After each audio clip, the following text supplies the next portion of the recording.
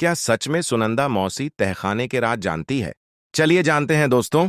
महल के तहखाने में छुपा है ऐसा राज जिसे जानकर रिमझिम की दुनिया हिल जाएगी। आखिर उस बंद कमरे में कौन कैद है?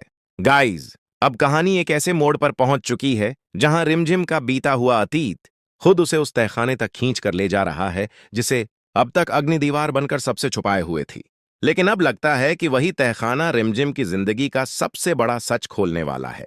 गाइस, एक सवाल अभी भी हर किसी के मन में घूम रहा है कि आखिर उस तहखाने के अंदर कौन है? क्या वहां पृथ्वी चाचा कैद है जैसा कि दिल कह रहा है, या फिर कुछ दर्शकों की बात सच निकलेगी और वहां समीर की मां होंगी? फिलहाल इसका जवाब अभी रहस्य बना हुआ है। लेकिन इतना तय है कि तहखाने का दरवाजा खुलते ही सब कुछ बदल जाएगा। आज रिमझिम का अतीत उसे उसी जगह लेकर जाता है जहां वह आज से पहले कभी नहीं गई होती।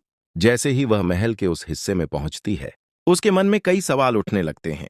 रिमझिम हैरानी से सोचती है, महल का यह कौन सा हिस्सा है? यहां मैं कभी आई क्यों नहीं? यह खिड़की यहां पर कैसे आई? कौन आया होगा यहां पर? तभी माहौल और ज्यादा रहस्यमयी हो जाता है। उसी वक्त समीर वहां पहुंच जाता है और दोनों को देखकर पूछता है, क्या कर रहे हैं आप दोनों यहां पर? सब लोग वहां वेट कर रहे हैं। यहां क्या कर रहे हैं आप लोग? लेकिन इस बार रिमझिम की नजरें सिर्फ उस तहखाने पर टिकी होती हैं। वह समीर की तरफ देखकर धीरे से पूछती है, समीर, तहखाने में कोई है?